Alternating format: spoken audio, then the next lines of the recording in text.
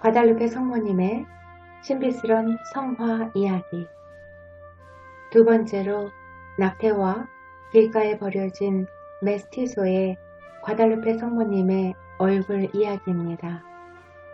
인디오들은 얼굴을 내면의 창이라고 여겼습니다.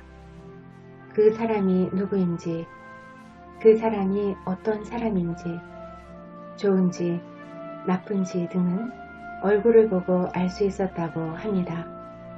인디오들은 특히 여성스러움이 드러나는 여인의 얼굴을 가장 좋은 여성으로 여겼다고 하는데요.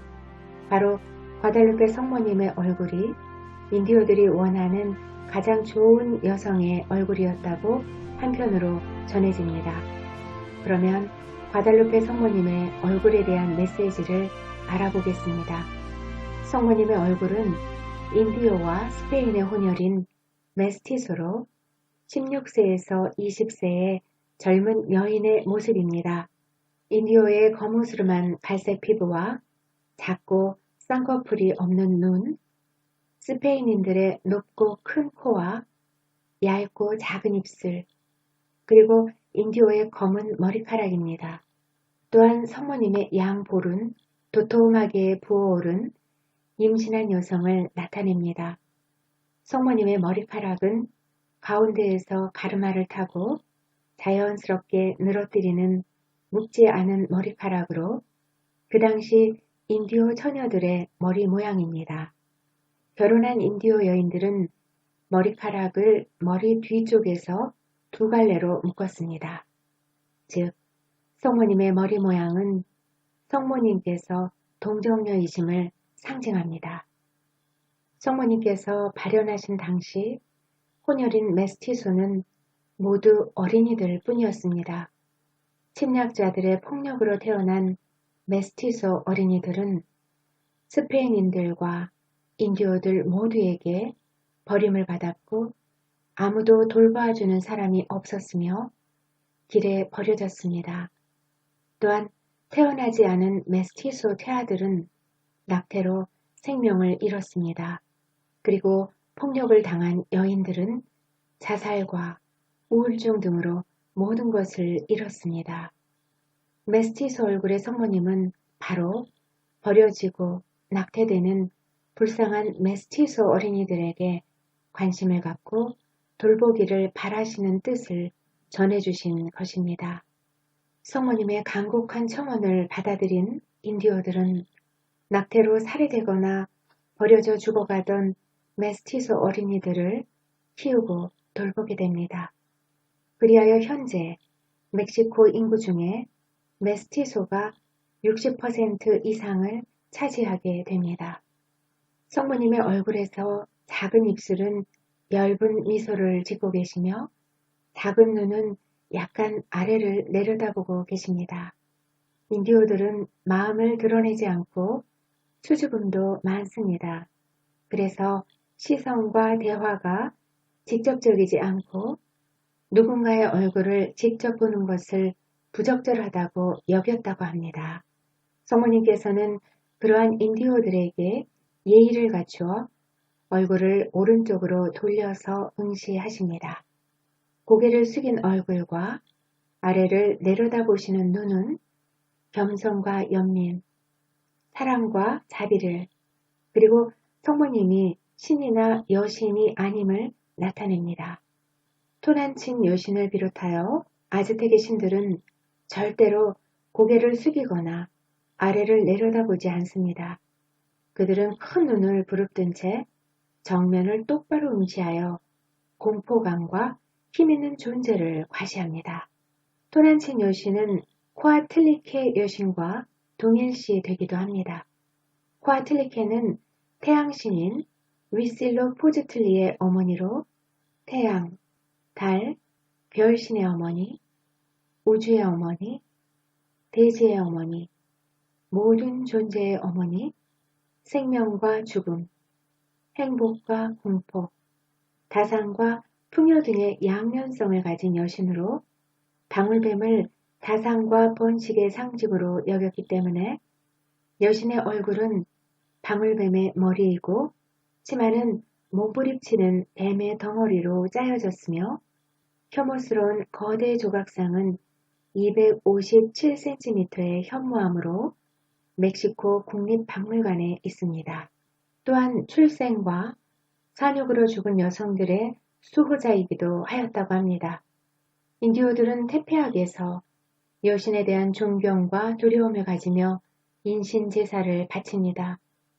성모님께서는 피비린내와 비명소리가 그득했던 우상 숭배의 장소에 발현하시어 겸손과 자비, 사랑과 연민을 가진 성모님의 눈으로 모든 아픔을 바라보십니다.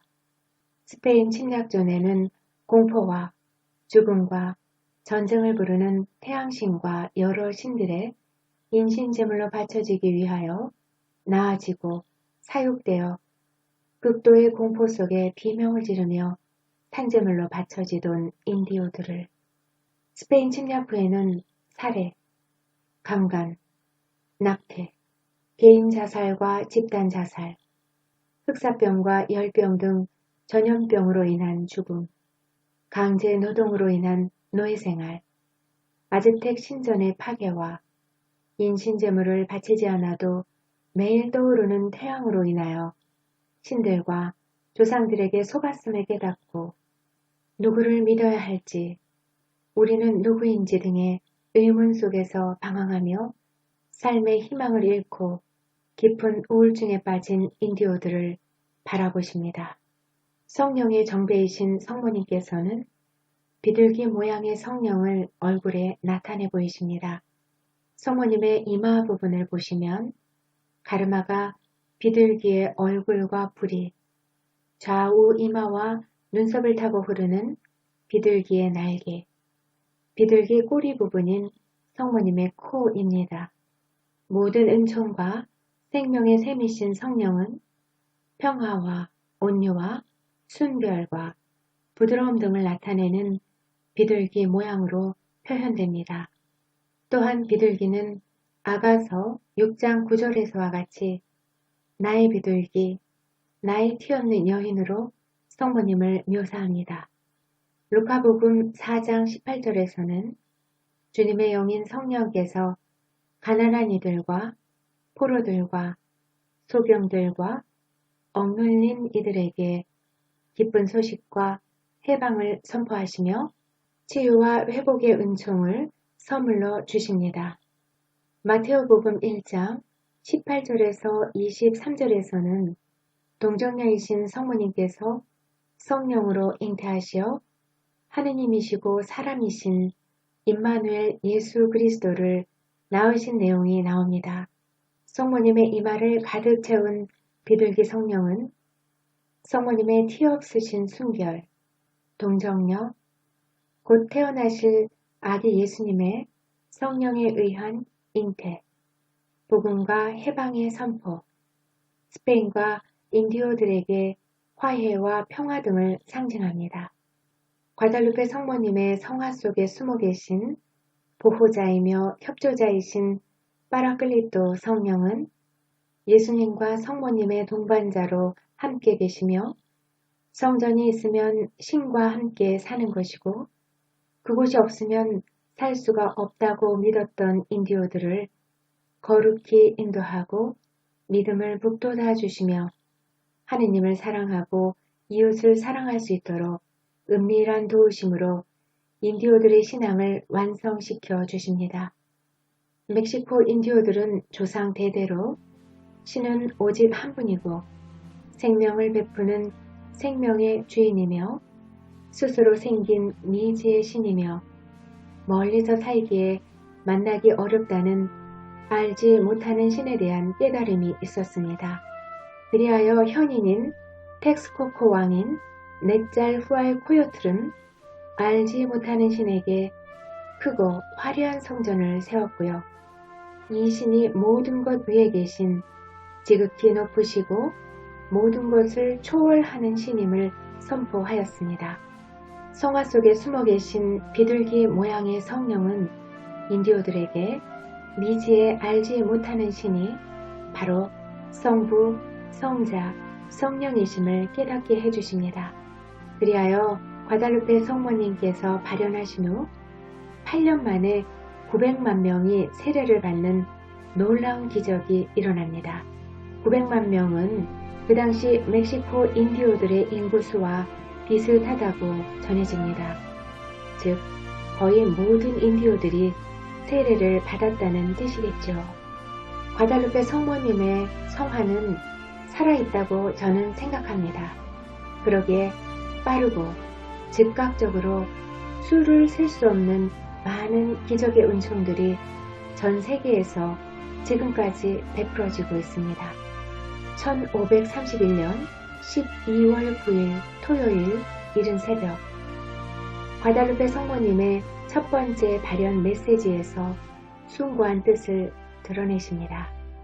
동정 성모 마리아이시며 우주를 창조하신 하느님의 어머니, 자애로움과 도움과 보호의 어머니로서 인디오들이 살아갈 수 있도록 모든 것을 베푸시는 생명의 어머니, 만민의 어머니, 위로와 치유의 어머니 등으로 소개하시며 증오와 분노와 미움 등으로 버려졌던 메스티소의 얼굴로 발현하신 성모님께서는 겸손되이 다음과 같이 부탁하십니다. 나는 이곳에 성전을 세우기를 간절히 바란다. 그 성전에서 나는 너희들 모두에게 나의 사랑, 나의 자비, 나의 구원, 그리고 나의 도움과 보호를 증거하는 표지들을 베풀겠다. 나의 모든 것을 존경하고 신뢰하는 이들의 비탄 소리를 들어주고 그들의 모든 불안과 아픔, 슬픔을 위로해 주겠다.